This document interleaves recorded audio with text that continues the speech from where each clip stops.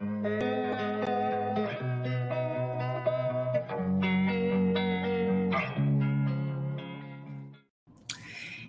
y'all. So you're going to laugh at me, or maybe you'll relate to me. But back in the day, back when I first found this teaching and I was young and lighthearted and carefree, and I saw the whole world through rose colored glasses. And if I just think a happy enough thought, then all of life will be perfect and I will change the world with my thinking alone. I don't know if you ever believed that, or maybe you still do. But back when I believed that, here's how I thought it was going to work.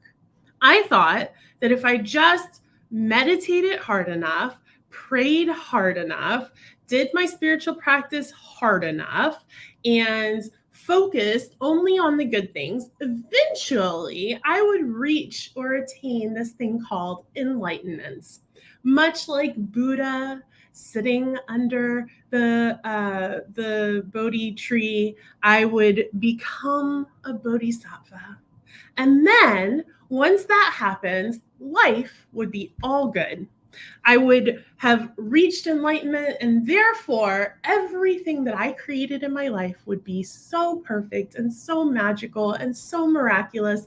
And I wouldn't even walk on the ground. I would simply float above it, and people would come from miles away to sit at my feet and listen to me say that you just have to be positive. And if you're just positive enough, then you too can be enlightened and everything will work out for you.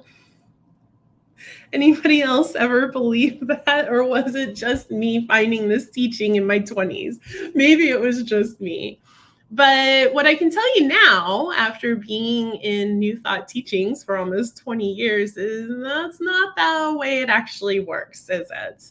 And I bet that the majority of people listening here are going to agree that that's not the way it works. Maybe because you have circumstances or situations in your life that are just not going to go away. Maybe you're making the best of something that's really hard or challenging.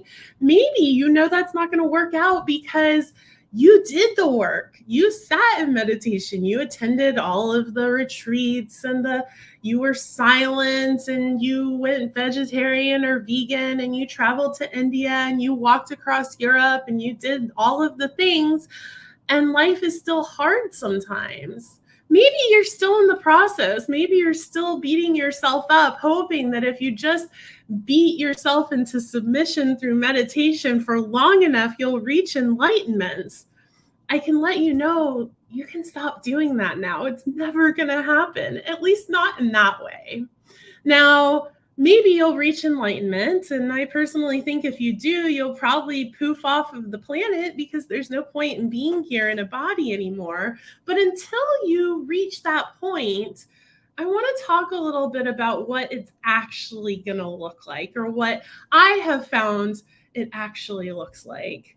Now, I thought that when I attained that magical, mystical moment of enlightenment and that everything would be all good, that life would become static, that all of a sudden it would be so easy to love everyone all the time, that all of a sudden peace would be the only reality that I'd know, that all of my days would be sunshine and butterflies and rainbows and roses, and that everything would just be all good all the time. And yet that's not what life is. Life isn't static. Life is changing. It is ever changing. And what's the coolest thing I think about God, this idea of God as all, God as consciousness, the universe, all of existence, awareness, the multiverse, everything, is that I used to think that underlying all of that was this changeless thing that I could refer to as God. And now I view it as this it's constantly whole and changeless. And yet within that changelessness, it's constantly changing and moving and shifting, almost like a cloud or a fog that's moving in, like a thunderhead, the most glorious thunderhead ever. That's kind of how I picture it. And what I've realized is that this idea of enlightenment is less about life always being good and perfect and more about seeing myself in everything that is happening as a part of God or life or divine or sacred or source or spirit or whatever you want to call it. That there is, we say it all the time, there's not God, everything, and me or that situation over there, but rather the totality of our experience is divine.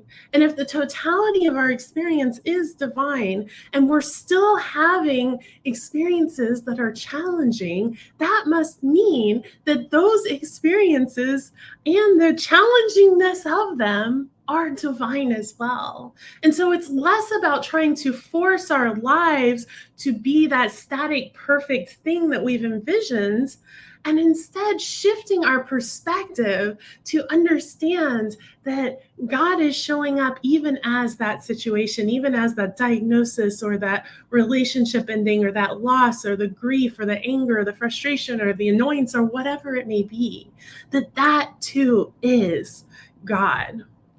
And that to me is the most powerful truth. The moment that I stopped stretching and trying to obtain some unattainable thing, this idea of enlightenment where everything would be perfect and I would be happy all the time, and instead to embrace the actual present moment that I was having. Because when we can embrace the present moment that we're having and not the one we think we should be having or the one that we want to be having, all of a sudden our life becomes more whole and we can settle in it just a little further and we can accept the messy bits and we can be gentle with ourselves when we're not perfect, because perfect isn't the goal. Enlightenment as a changeless perfection or a changeless good isn't the goal. Instead, the goal is wholeness. The goal is settling into ourselves. The goal is mindfulness. It's being present with what is, not what we think should be. That is a powerful truth. I love you all.